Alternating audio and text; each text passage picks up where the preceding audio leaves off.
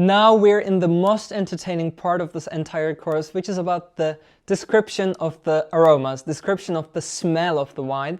And to do that, we need different family groups. So how do we make this descriptor analysis? First of all, you turn around your glass. To allow the aromas to go up, we provoke all of these aromas to go up. If you can't do it in this manner, you can put it on the table and try to turn around the glass on the table. It's much easier.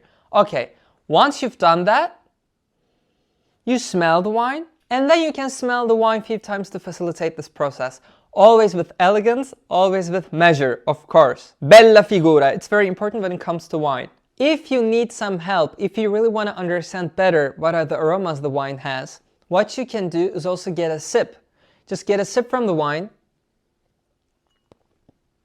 In this manner, you don't care about here, about the acidity, about the tannins. This is just to facilitate the process of smelling, of understanding the aromas.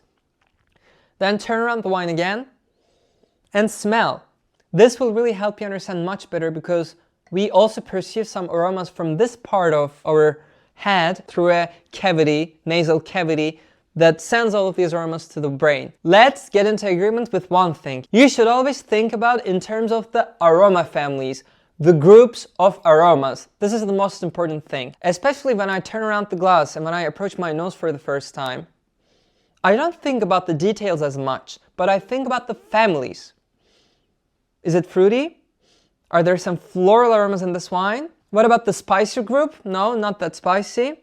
Mineral aromas, maybe I perceive some graphite and stuff like that, but it's in the background. I think in terms of the groups, something vegetative, not much in this wine. So I think in terms of the groups. Now I have a clear picture about the groups. I know there is something spicy, for example. Then in the second smelling, in the second approach, I'm gonna try to give some details about these groups. That's a bit about the methodology. I guess it's gonna be very natural for you as you go through your wine degustation journey. Then also there is this idea of retrogusto. What is retrogusto? This is something that you perceive in the end. After you sip, sometimes some aromas come back. So retrogusto is not really something that you can identify once you smell. You have to drink the wine. So maybe after you sip, you help yourself facilitate the identification process. You wait, and sometimes you will perceive some of the aromas in the end of the process. You could think about retrogusto also when you taste the wine. You know, it's not really something that's pertinent to the taste of a wine, but this is something that you can identify only if you sip the wine. So what I generally do, just to give you the whole paradigm again, first of all, you smell in this way to understand the intensity. Then you turn on your glass. You make your first analysis of the different family groups of the wine, and then you sip the wine to help you understand about the identification. Then maybe you swirl again. Oh, you give details, hazelnuts, basil, thyme, green apples, whatever. And then maybe in the end, you notice that there are some retrogusto sensations that are created, maybe vanilla or honey in the end.